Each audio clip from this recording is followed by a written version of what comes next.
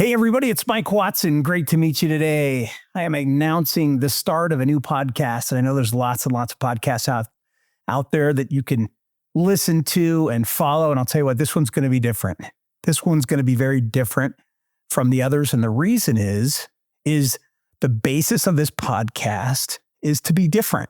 How can things be different? So we're going to name this podcast Common Things, Uncommon Ways. And the quest of this podcast, as I believe the quest of your business life should be, is how can I do common things in uncommon ways? Everybody seems to want to do the same thing that everyone else is doing. Someone else is successful. How can I mimic them? How can I follow them? How can I repeat them? How can I do what they're doing? Instead of saying what's unique, different, distinct, and special about me. So I want to call this the Common Things in Uncommon Ways podcast. And this then will be a study of how we can be different, how we can act different, how we can communicate differently, how we can operate in our business differently. That's where true success lies, in my opinion. And look, I want to go through this. My name is Mike Watson. I've been in business for well over 30 years now. Most of the businesses that I've been in have been related to real estate, whether that's real estate investing, whether that's being a realtor, whether that's development, construction, property management, owning units. Those are all things that I've done at a very, very high level. And one of the things that I've learned over the years is that doing things the same way that everyone else is doing them gets the same results that everyone else is getting. And I'm not interested in that. So whether you're in real estate or something around real estate, this podcast is going to be fantastic for you. Or if you're in something else, it'll be a different experience for you. But what I want to teach you is whatever space you find yourself in life, think and act differently. And listen, I want to talk to you about kind of the genesis of where this came from for me. I'm a big fan of Malcolm Gladwell. One of the books that he wrote that was very impactful for me is called Outliers. And the study of this book was the emphasis of this book, I should say, was to study very, very successful people and see what it was in their life, the markers, the things around them, the traits, all of those things that help them become more successful from other people. And while that was very interesting to me to study the habits and the knowledge and the life markers of successful people, I wanted to know what was different about them. Not what are the commonalities do a couple of successful people have? What was different about those people in their specific fields? So one of the things that I did in reading this book was I started looking for outliers. Well, outliers are very hard to find, right? It's not often, for example, that you get to talk to a billionaire. And then how many billionaires can you compare that billionaire to? If you're an average business person or someone that's just wanting to succeed, or maybe you're very good at your business and you want to be much better at your business, how do we find the outliers? And then how do we find out what is different about them? So as I started looking for things and people that were different, I noticed an important thing happening. I started seeing trends. And this started shaping the way that I think. So in any business that I've studied in my career, in any business that I've participated in, we see trends. Trends are the things that people do on a regular basis. Trends are the things that people do to be like everyone else. Let me give you an example. When I used to be a realtor, back in the day, I was a real estate agent and broker. If you weren't successful as a realtor, you'd sit down with your broker, and your broker would say to you, well, gosh, if you're not being successful, there's a couple of things that you should be doing. Are you working with your sphere of influence? Meaning, how often are you contacting those people around you that should be free and easy business for you? The second one is, how are you advertising your business? And the third thing we typically hear is, are you working very hard? And these are what I call trends, the trends of people that want to be successful in real estate. As a real estate agent, for example, would be to talk to the people that you know, advertise so people that you don't know can become aware of you, and work your guts out. And that's the last thing that I would focus on if I were a realtor, for example. So in reading this book, Outliers, I said, man, I want to be different. I want to think differently. I want to act differently. I want to speak differently. I want to communicate in a way that when people run across me, when I call someone on the phone, when I sit down for a meeting with them, when I talk to them, when I rub shoulders with them at the gym in the morning, they say to themselves, this guy's different. And they notice immediately, does anything about you scream different? Does anything about you say I'm distinct? Does anything about you say I'm uncommon? I'm unique, I'm special. And that's what people are looking for. So what we're going to do in this podcast is it's going to be called Common Things, Uncommon Ways. Most of the things that we do as human beings, our daily activities, going to the gym, all of the things that we do are common. They're common things that everyone does. So the quest then should be, how can we do them differently to get different results? So back to my story about Malcolm Gladwell. I started reading the book Outliers. Wonderful, wonderful book. In fact, I love Malcolm Gladwell. And one of the reasons I love Malcolm Gladwell is I've learned how to read books, which is very common, by the way. It's very common for you to read books. But what's uncommon from them is what you get from them. For example, most of the people that I ask about books, if I'd say, hey, have you read the book Outliers by Malcolm Gladwell? Most people would say, yeah, here's what I learned from it. And guys, I've learned over the years that I don't read books to learn things. I read books to feel differently, because I've found that when I can feel differently in a learning context, I create uncommon methods of applying what I'm learning. So again, uncommon things, common things done in uncommon ways. It's very common to read a book. It's uncommon to say, this book, Malcolm Gladwell, man, I read all his stuff. He makes me feel different from other authors. And when I feel different and I'm in a different space, then I behave differently. I think differently. I communicate differently. And when I feel different in an elevated sense, then I get those different results. So again, my first reaction to this book was I'm going to start looking for outliers and studying them. Well, I noticed two things I want to teach you. The first thing is, in my life, what's become a study are trends. So most people fall in a trend category, meaning everybody's doing the same thing. We're going through the same grind. We have the same approach. We have the same attitudes. We have a lot of the same struggles. Those are the trends. And then outside of that, there's an outlier. There's this outlier person that's different. They're different from everyone else. Now, Gladwell's approach here is to study the characteristics of them in the sense of, where were they born? Was their resume the same? Did they go to the same schools? Did they have the same upbringing? Were they a one-parent or two-parent home? Did they have siblings? What day of the week were they born on? What month of the year were they born on?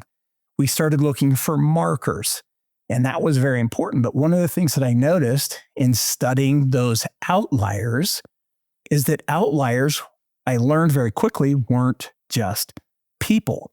They were behaviors also. So if everybody behaves and communicates and acts and follows up and handles their business in a specific way, those are the trends. And when somebody comes along that's different from everyone else, that's the outlier. So the study of my life has become, over the last couple of years, how is everyone the same? And how can I be different? And the outlier trend is the different. And that's the quest of this podcast. Again, doing common things, whatever business you're in, whatever situation you find yourself in life, how can we do common things in uncommon ways? And that's where the juice is. And so the trend line, which is the example I like to use, is from going down a straight highway. If there was a perfectly straight highway somewhere, everybody that drives on that highway is the trend. And all of a sudden, I look out the side of my car window and there's an apple tree, but this is not a regular apple tree. This is an apple tree with golden apples on it. Well, gosh, there's no road over to the apple tree with golden apples. How do I get over there? How do I get to that tree? How do I get myself a golden apple? And better yet, how do I get that golden apple that has golden apple seeds in it? Because more important to me than that one golden apple is the golden seed that I can plant to produce my own golden apple tree. But see, therein lies the trap in the way that we've been trained. We believe if I had the goose that laid the golden eggs, I would have that goose and all of a sudden I have golden eggs. If I had a golden apple seed, I could plant the tree and the tree would produce apples that were golden. And the metaphor here, the story here is there's no golden apple seed. There's no apple tree anywhere in the world that produces golden apples that are gold that you could sell and become rich. However, there is a difference between what everyone else is doing and that outlier result. And so for me, the quest in my life has become, how do I study what everyone else is doing? And when and where and how cool is it when I see differences in behavior, communication, strategies, ideas, follow-up, effort levels, all of those things are the outlier. So outlier became a different thought process for me, is the outliers for us are when we see something different. What's unique? What's special? What's the cream of the crop in any one area? In sports, for example, we'd use somebody like Steph Curry. Steph Curry is considered by many to be the greatest shooter ever to shoot a basketball. The man has incredible shot-making skills, but that's not where the special sauce or the secret sauce is for us. There's something deeper about Steph Curry. Steph Curry isn't just a great shooter. Steph Curry shoots from distances that we haven't seen before. Steph Curry can shoot near half court and have a much higher percentage than most people can have at a three-point line. And the other thing that's unique about Steph Curry is he is one of the most well-conditioned athletes in a business, which is basketball, where everyone should be supremely well-conditioned. So him being able to shoot a basketball isn't the whole story. What else is unique about Steph Curry? And it isn't just his mindset, his approach, his practice schedule, his habits. There's something special and unique about him, and that's what we want to study in this podcast. What makes Steph Curry unique in his approach? What can we do in our lives, whatever business we're in, to have that unique approach? Let me give you an example from just this past week. We're in real estate. We do ground-up construction for multifamily, and we build apartments and mixed-use projects across the country. And that's pretty common. There's not a ton of people that do that, but there's lots, right? There's lots of people that want to build apartments. There's lots of companies that do that. And one of the things that you do when you're in ground-up construction or multifamily and development is you go in to the city. When you find a piece of property, identify it. It looks like a good one. You start doing a review of that property. You underwrite it. You create a preliminary site plan for it. But one of the things that most cities offer as a differentiator for their city is you can go into what's called a DRC meeting. A DRC stands for a Development Review Committee meeting. This basically is you can go into a city. They'll have all of the department heads available for you to come in and ask questions about your particular project.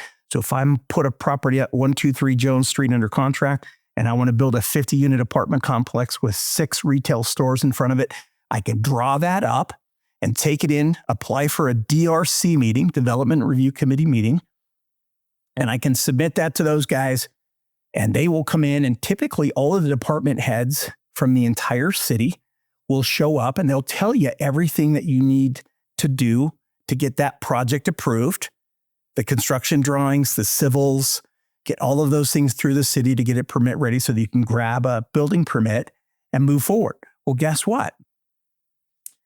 Everybody that does these types of projects and wants to take a project through the city has to go through this particular meeting. It's called the Development Review Committee meeting. And I took several of my coaching students. We have people that love to coach to find out how we do this ground-up construction multifamily. And I went through this Development Review Committee meeting last week in a city here in northern Utah. And I said to my students, there was about 6 of them there, hey, does anybody have a question for the city? And one of my students said, yeah, I want to raise my hand. And I said, you see a lot of Development Review Committee meetings. And the city said, yeah, we have these almost every week. And there's lots and lots and lots of projects that come through. And my student asked a very, very unique and special question. How was this application and this review meeting that you had with Mike Watson and Sumatera Ventures, how is this different from all of the other applicants that you get when they come in and talk about their projects? And I thought, man, that guy's been conditioned. And I kind of patted myself on my back because That's something he's been trained to do in our coaching programs. How do I look at things different? How can I think differently? So he posed this to the city planner, and I turned to the city planner and looked at him. And I said, yeah, I'd love to hear this answer too. Well, one of the unique things is we have a development review checklist that's 5 pages long. And one of the things that we'll do is we'll send this to the city in advance of our development review checklist. Most developers or builders show up and they say to a room full of very important people, hey, is there anything I need to know about this project? Hey, is there anything that you can tell me about this site? What else should I be asking or thinking of here, guys? Is there anything that you want me to know? Come in very unprepared. They also don't know what questions to ask. They haven't done this on a regular basis. Our example is different. We send 5 pages of questions to the city up to a week in advance. We don't always have a week notice because they can typically get us into this meeting fairly quickly. But as much advance notice as we can give them, we send in these 5 pages of questions, and the city then can have a chance to go research and prepare for the arrival of our company to come in and find out about this project. So my student, very astutely and trained by us, says, what's different? Well, the city planner said, well, first of all, I go through a lot of these meetings and I've never had a checklist this replete, 5 pages of questions of things. This is the most thorough checklist that we've seen or dealt with for this type of a project. And in fact, would it be okay? The city planner asked me, turned to me and he said, would it be okay with you if we send this to our developers when they submit a request to be on a development review committee meeting in the future? Can we use your list? Would that be okay if we use that list and send it out in advance so that they can come in a little more prepared? Because these guys, they don't know what they don't know. There's no prep for people to come in. And even those builders and developers that have been doing this a long time, they oftentimes just show up and say, tell me what I need to know about this property. So I said, absolutely, you can do that. So I said to this, he goes, is there anything else that you guys need? The city planner said, and I said, yeah, we'd like to take a tour of the city. Can you show us, you guys in this committee, they're all the department heads there. Can you show us other properties you're interested in us taking a look at? Can you show some other properties that we should be focusing on? Can you show us any upcoming zoning changes that are going to be available in the city? And this is golden information. These guys have all kinds of insider information. They have leads on all the different properties. And this city planner said, oh my gosh, I would love to do that. How much time do you have? And he kind of chuckled. He said, I'd love to do that. And he said, give me just a minute. He walked upstairs, got a city map, a map of the entire city, the zoning of that map. And he started listing literally one by one on a map that he was going to give us, properties that were available, properties that he'd be developing if he were in our shoes and he wanted to do multifamily or mixed use projects. He showed us properties that were going to have different zoning changes coming soon. He showed us different properties that had unique and special qualities to them. He showed them sellers that had called and asked questions about their property and the efficacy of developing those properties, but hadn't followed through with it. And perhaps we could talk to these guys. And because we came in and had different prompts, different preparation, different communication, and all of these things in advance of our meeting, when we got there, we got a very different result. See, the trend in this area is for a developer to say, I want to build on 123 Jones Street. And what do I need to know? What can you tell me? The outlier here is, how can I do a common thing in my business, but in an uncommon way? How can I send them more questions than they've seen before? How can I elicit more responses, more thoughts, more interest? And by the way, the city also said, we'd love for you to develop as many things as you can in the city. We've done 17 and have done or are doing 17 projects in a neighboring city to this particular city. And we have the appetite to do a lot of deals in this city as well. And I'll tell you, when the city staff is on your side and they're excited and they see the DNA, the thought process, the preparation that comes into this, this is different. And this is the essence of what common things in uncommon ways is. So apply that to your business. So really the quest here, and by the way, this city was founded in 1873. And I'm not saying we're the only different thing that's come along since then, but it's kind of a feather in our cap to say we want to look different, we want to sound different, we want to be different from everyone else that these guys interact with, because we believe different gets different. Meaning when we act differently, we think differently, we communicate differently, we get those unique and special results. So again, imagine the Trend Highway. We're driving down the Trend Highway. Everybody's on that highway. Everybody does a certain thing. And guess what? that highway, you're trapped with the results on that highway. But along comes that outlier, that golden apple tree, as it were. And the quest should be, how do I get over to the golden apple tree? And the golden apple tree doesn't have a road to it. The golden apple tree we get to by thinking different, acting differently, speaking, communicating differently, following up differently, and sending different prompts to different people. So again, that's the quest of what we're doing here. Common things, uncommon ways. I want to give you a couple of more examples, but that's today's lesson is, how can we be different? Wanted to use the definition of the word distinct, because distinct to me is a quest. Distinct is what equals outliers. Distinct is what gets us off the trend course and into the results, the super results that we want to get to. So the definition of distinct is recognizably different in nature from something else of a similar type, readily distinguishable. So literally, how can I be different? How can I look different? How can I feel differently? I just told you one of the things here is I don't read books to learn things. I regularly ask my coaching students, what's a great book that you read recently and what did you get out of it? Notice I didn't say, what'd you learn from it? What'd you get out of it? And most of my students will answer, I read this book and this is what I learned and this is what this guy's doing and this is what this guy's doing. And oftentimes, invariably, someone will come back to me and ask, what's your favorite book and what did you get out of it? And I'll say, hey, I read Outliers or whatever book it is that I'm focusing on, and it made me feel different. And when I feel different, the prompts, the thought processes, the ideas are different. They're different. And what different is good, different is excellent. And that's the difference between the trends and the outliers, the trends and the outliers. So another thought process for this here, something else that you might want to think of is, again, the quest of your life, whatever business you should be in, is excellence, obviously. You want to work hard. You want to be honest. You want to be proactive. We have our core values here in our company, just like we do anywhere else. But the secret sauce, the special things, the difference makers for us are literally, how can I do something common in a very uncommon way?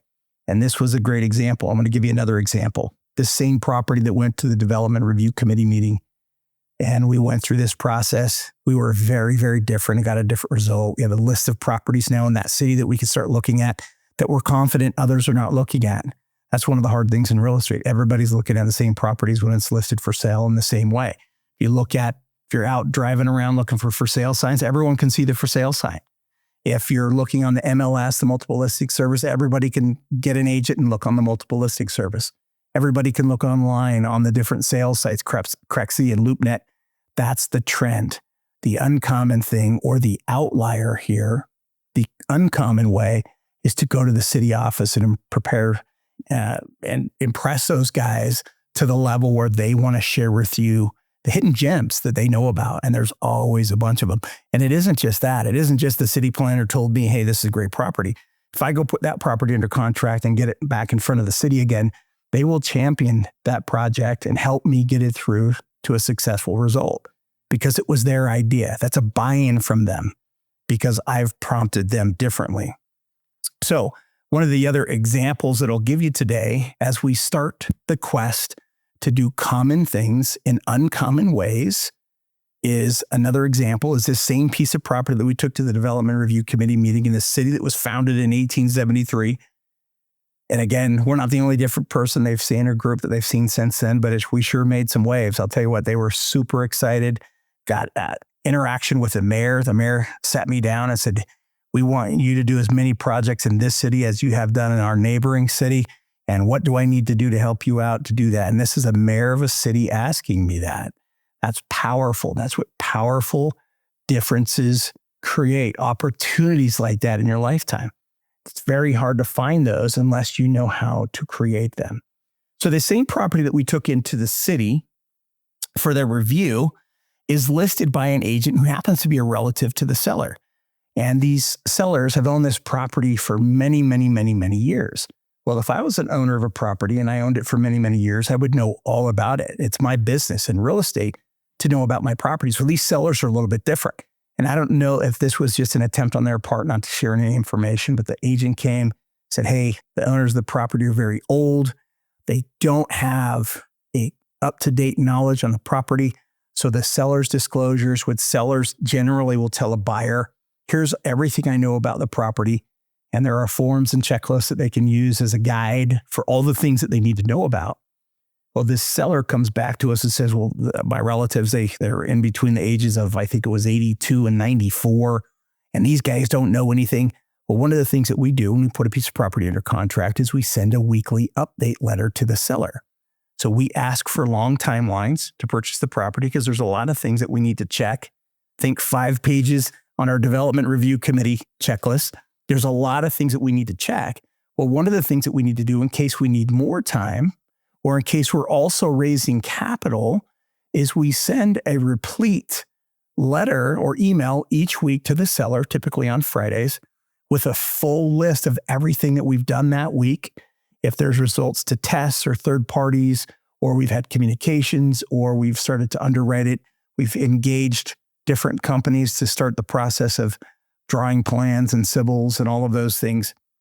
We literally give feedback every week to that seller. That's not common. I've never heard of that before. Never heard of me having 180 days to close a property, or in some cases 270 days. Or for really on our game, we can go up to 360 days to close a property, or we can get this project that we have done fully entitled or papered. We can get all the approvals in place, construction drawings, get it ready for permit so we can pull a building permit and start construction before we buy the property. But interestingly, we send an email to the seller's agent, who happens to be a relative of the seller's, a larger and longer list of information by a 10x or a 20x multiple of what they sent to us as part of their required due diligence. And I say to myself, how is that possible that we know more about this property in the first week of being under contract that this seller purports to know after decades potentially of ownership? And that's the way we do things. We uncover every stone. We look behind every tree. We ask every question. We create 5-page checklists. So again, it's common for someone to buy a property. It's uncommon for them to look at this level for the amount of available information. Additionally, we educate these sellers, and this is one of the reasons they decided to give us more time to close these properties, is all of the information, this constant highway of information back. And they say to us often, who are these guys? Man, where did they come from? I've never known this much about my property. And the first email we sent to them was several pages of information, easements, where utilities were, what's going on the property, the zoning references, recording. We actually sent them a recording to the development review committee meeting. I actually called and invited them to attend that meeting in advance.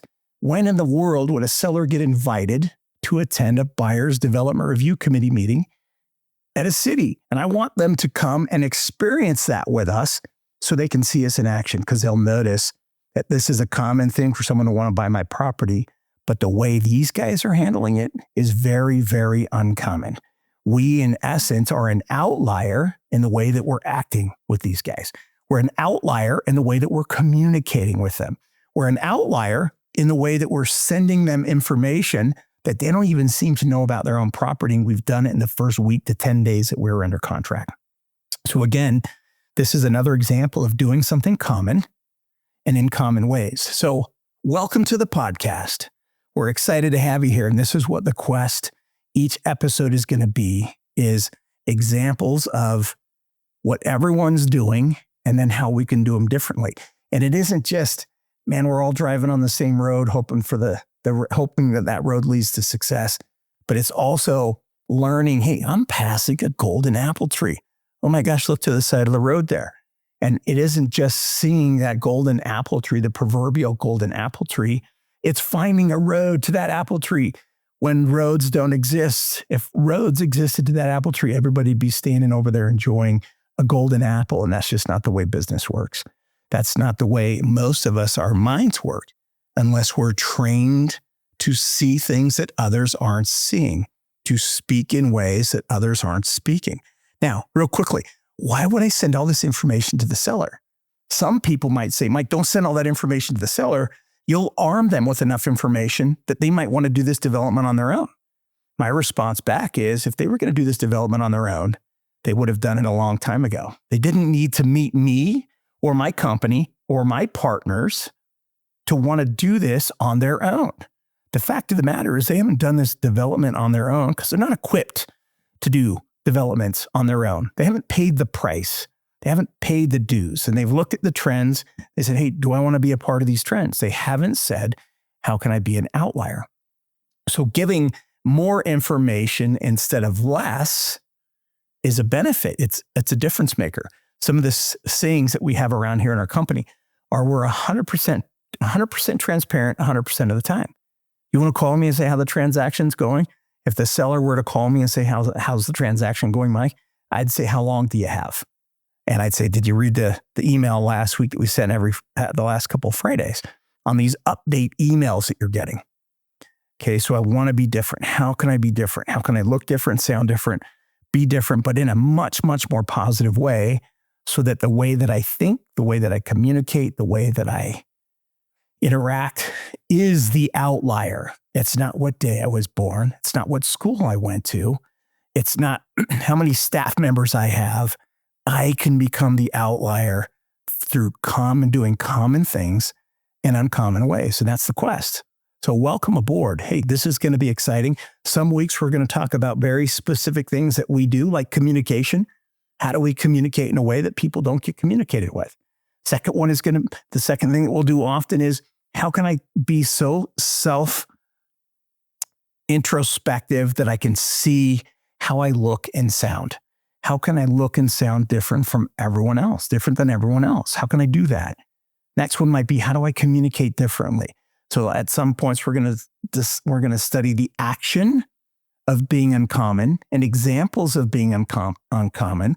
And then other times we'll study the DNA of being uncommon. What leads us to the DNA of differences? One of the things that I joke about when I train on this topic is Sesame Street. When we were all young, they have a song, and I'm not a good singer, but one of the things, the songs that I loved from that show that we were taught as little kids, which one of these things are not like the other? And I literally just looked that up on YouTube and said, oh my gosh, they have 4 balloons there. There's 3 red balloons that are different sizes, but they're all red and about the same size. And well, guess what? There's a blue balloon also. Which one of these things is not like the other? Well, I think in a row of balloons, we're conditioned to think differently and spot differences. But the quest of this podcast is, how can I become different?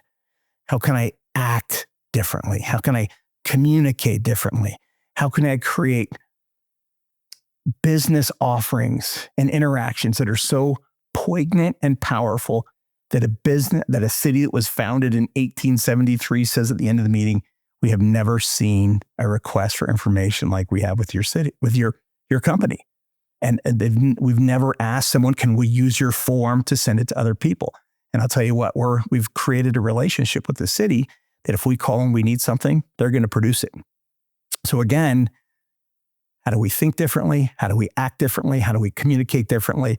And this is, again, in the common thing. So we're going to take trend line actions and thoughts and create outliers. We're going to create uncommon ways to do those so that literally we could dumb this down to a kindergarten level that the people that you interact with and you see on a regular basis say, that's a blue balloon. Everyone else is a red balloon. That one's blue.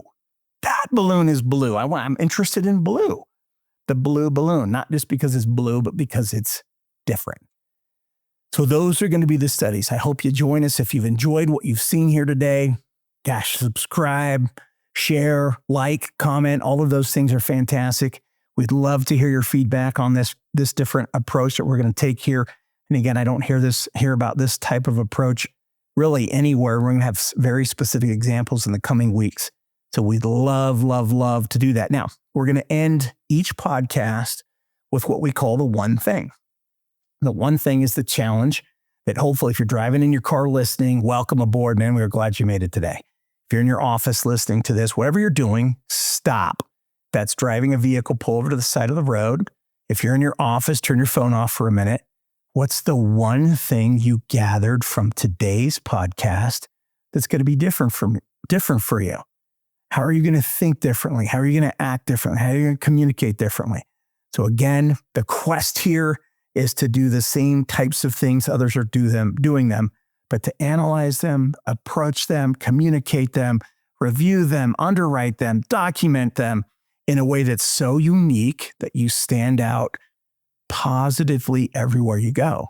So the one thing at the end of this podcast today, we're going to end each week with the one thing. What's the one thing that you're going to take from this podcast and do differently? What's the one thing you're going to consider differently?